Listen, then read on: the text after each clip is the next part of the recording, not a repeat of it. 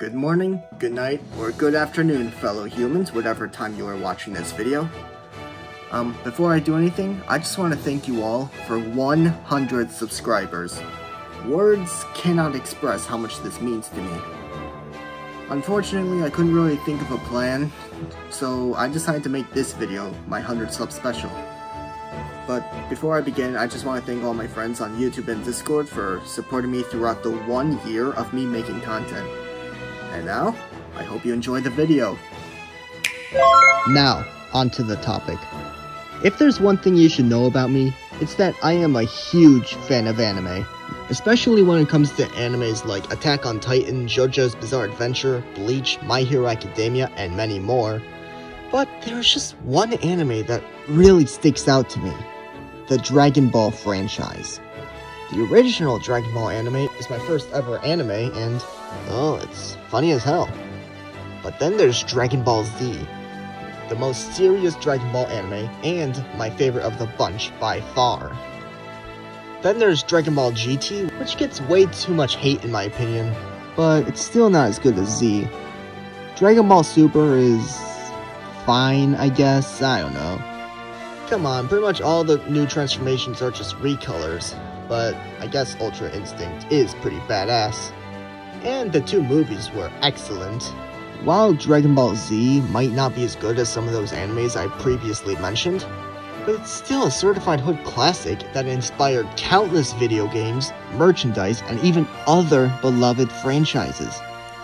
Seriously, if Toriyama's own creation inspired other works of art, that's how you know he did good. Where would Shonen be if it weren't for Dragon Ball? I got no fucking clue. Anyway, given its popularity, Dragon Ball has a total of 21 animated films, 2 of which are canon. Yeah, we do get some that fall flat, but there is one live-action film that makes those said lesser films look like cinematic masterpieces. Dragon Ball Evolution! 12 years after the end of Dragon Ball GT, we get a live-action atrocity that has the nerve to call itself Evolution. De-Evolution is a more accurate title in my honest opinion, and I'm sure you agree with me as well. But anyway, this has to be my most despised movie ever. I am not joking. If I were given a choice, I'd pick Norm of the North in a heartbeat, because at least for that movie, the franchise was bad from the start.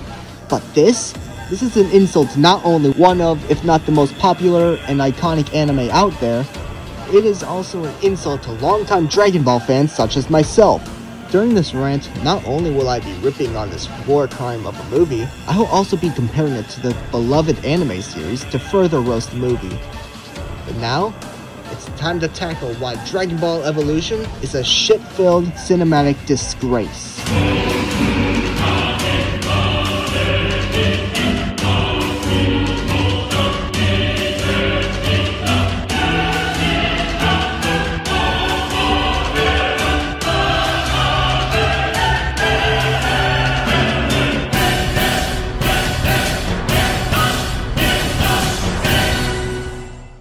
Holy shit, where do I begin?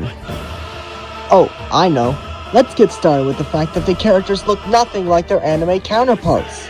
Seriously, I've seen amateur cosplayers do a much better job than this $30 million budget film. This movie as a whole is bland and dull and they flanderize some of the characters. Oh, and here's the plot, so let's just get that over with. We start off with an introduction about Piccolo and Ozaru being the bad guys that have been stopped thousands of years ago. The first rule is, there are no rules. That is a line that has been copied word for word from Fast and Furious.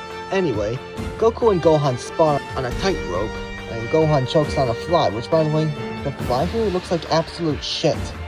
Seriously, it looks more like a stupid kid's toy than an actual fly. Okay, you made me promise not to fight. Then teach me something I can use. Teach me how to get the girl.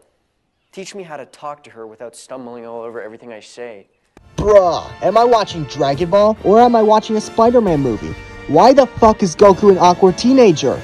In the original anime, while he did eventually marry Chi-Chi, he was never the romantic type. Well, mainly because he was naive, but whatever. Now, Gohan says the cliched line, "You should be who you are." Shrek the Third executed that line at least 1,000 times better than this. Anyway, he gives Goku a Dragon Ball as a birthday present, to be specific, the 4-star ball. Okay, at least they got that right, despite it not being a birthday present in the canonical anime. Next scene. Goku is in high school. What the shit? And also, Goku is bullied by Fuller and his legion of cliché high school bullies.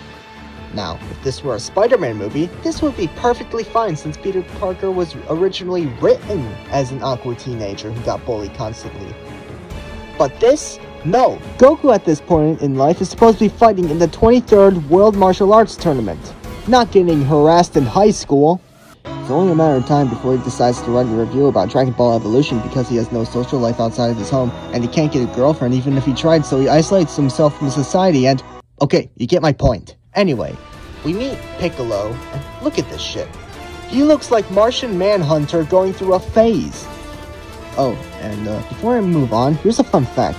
James Marsters, the guy who played Piccolo in this god-awful movie, actually returned to be the English voice actor for Zamasu in Dragon Ball Super. And let me just say, he was a lot better there. Nothing much happens in the scene other than the fact that Piccolo's unnamed sidekick attacks a village in search for the Dragon Balls. Next scene, Goku is simping for Chi-Chi and gets invited to a party. Also, they learn about blood moons and eclipses and shit, which is really important for the plot for some reason. Anyway, at the party, the legion of cliché high school bullies approach Goku.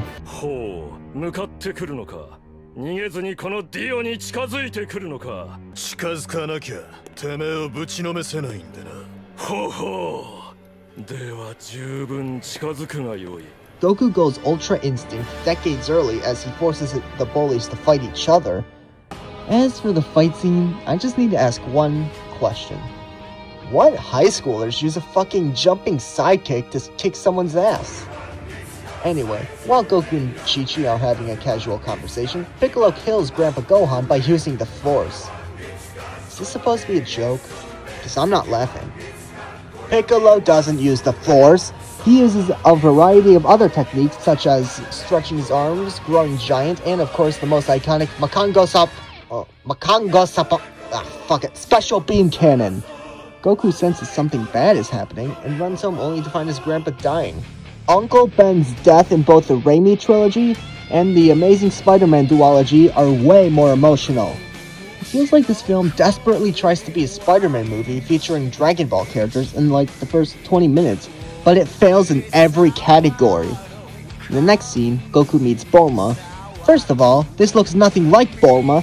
Second, in the anime, Bulma met Goku when he was a child, not when he was a teenager. Dragon Ball Energy, DBE. Catchy name. That's also short for Dragon Ball Evolution. Haha, very funny. Anyway, Goku and Bulma find Master Roshi's location, which by the way is in some random ass city, not in Kami House. Once again, untrue to the source material. Now, we meet Roshi. That is not Roshi. This is Roshi. Get it in your fat fucking head, movie.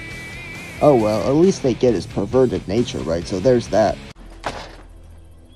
I will take you to a secret place where a chosen few were taught to master the energy of the three elements: air, fire, and water. Shadow Crane Strike is the most basic of all the air bending techniques. Hold on, can we replay that? The air bending techniques. The air bending techniques. This is Dragon Ball, not The Last Airbender. It's official. The writers of this movie are idiots because they didn't even know they were making a Dragon Ball movie. Anyway, Goku meets Chi-Chi at some quote-unquote secret area, and those three little shits search for the Dragon Balls, but they fall in a hole and meet Yamcha. Thank you. You're a real gentleman. I won't let a single one of you lay a finger on that gentleman there!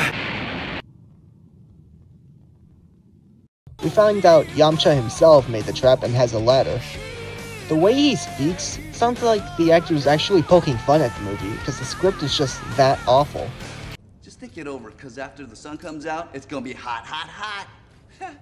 Hot. Now we get a campfire storytelling scene which describes the Mafuba technique and how it sealed Piccolo. But it's never really explained how he escaped, but whatever, we'll just have to roll with it. Enough games. We have no time to waste. What? You're telling me he could have just done that the whole time? Whatever. Next scene. Piccolo extracts his blood to create life forms to attack the gang. Yamcha gets geysered in the ass but finds the Dragon Ball. They fight Piccolo's creations, and Goku gets the Dragon Ball and sees a future where the good guys lose, and then gets attacked by Mai, but he kicks her ass. Next, Roshi has his master prepare the Mafuba technique. Mai fights Chi-Chi and scratches her to use his blood to shapeshift. Yes, like Toga from My Hero Academia. Anyway, Roshi teaches Goku how to use a Kamehameha, which basically just looks like a ki blast, when it's supposed to be an energy beam. But Goku just can't do it, so he decides to cheat. That is not what Goku would do. Goku plays by the rules and will keep trying and trying again until he succeeds. But no, Chi-Chi has to bribe him to light all 5 torches by offering the chance to get close to her. After a few tries, he succeeds and kisses Chi-Chi.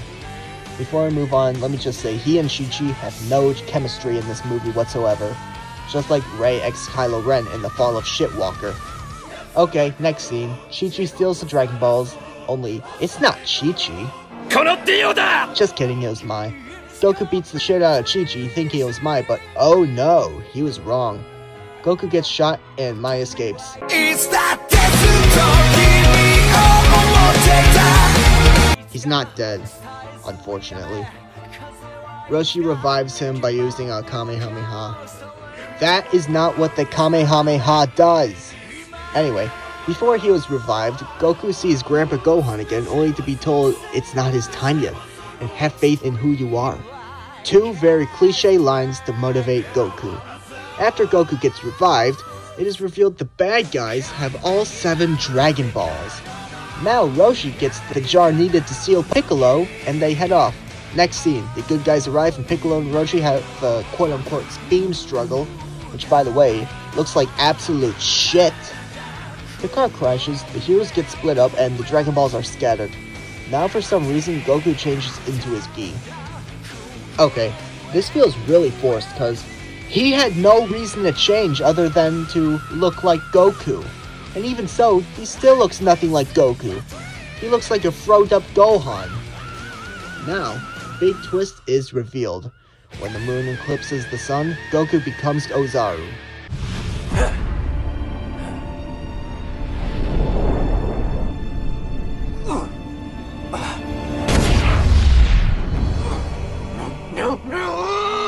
Goku is a shell. This is who you are.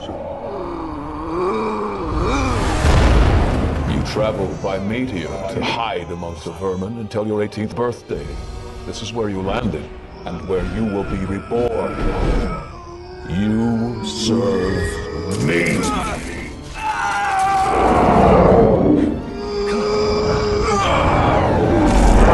Goku, no! I don't think Goku's there anymore. There are a lot of things wrong with this scene. For starters, it is not when the moon eclipses the sun, it is when a Saiyan with a tail sees a full moon in the sky that makes them turn into great apes. Also, Goku looks like he's about to take a shit here. I just had to bring it up, I'm sorry. And Ozaru?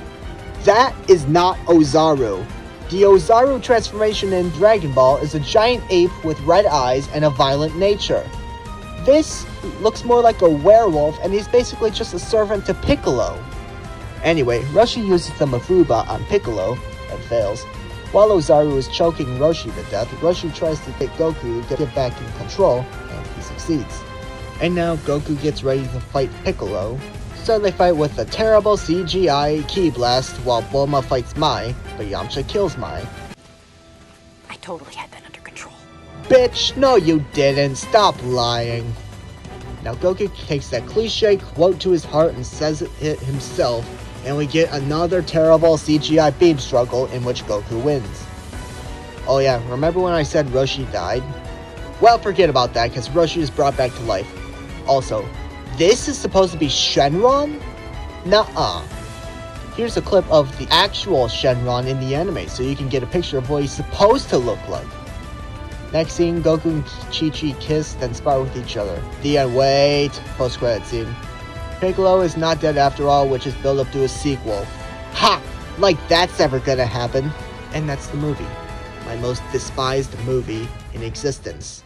Oh, you're expecting a final verdict, eh? Well, here, you got it. This movie is beyond abysmal.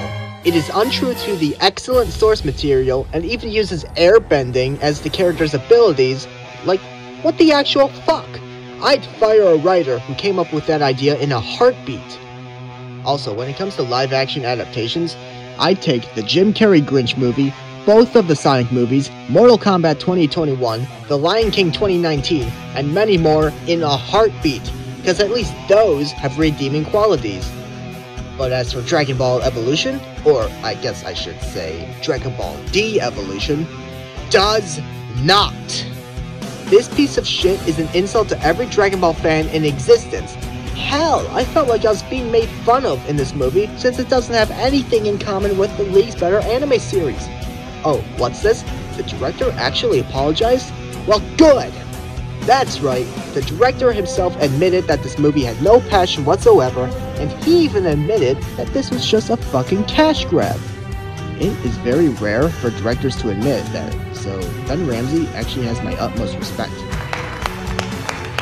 But when it comes to this movie's existence and the fact that it doesn't follow anything from the anime we all love, I have fury. Sitting through this movie was torture, and if I never decided to make rant videos, I would have avoided this monstrosity for my whole life. As for the rating, hold on, let me get my scouter.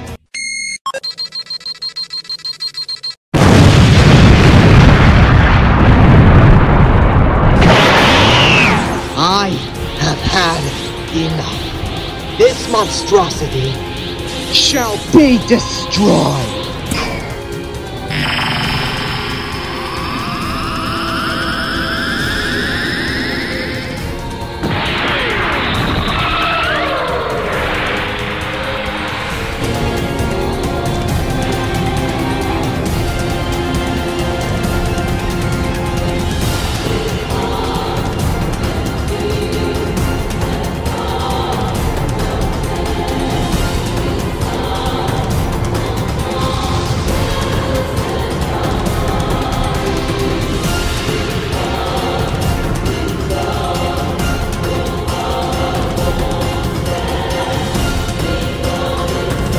Phew, now the world can live in peace and harmony now. Shit. Well, I gotta go to Namek to gather the Dragon Balls. But before I go, top 10 worst movie villains is coming soon. Last thing, thank you all once again for 100 subscribers, and here's to at least 100 more. And also, thank you for supporting me for 1 whole year. This marks the end of year 1 of my YouTube career, and now onto year 2. Which will start in the next video, whatever that is. See ya, chump.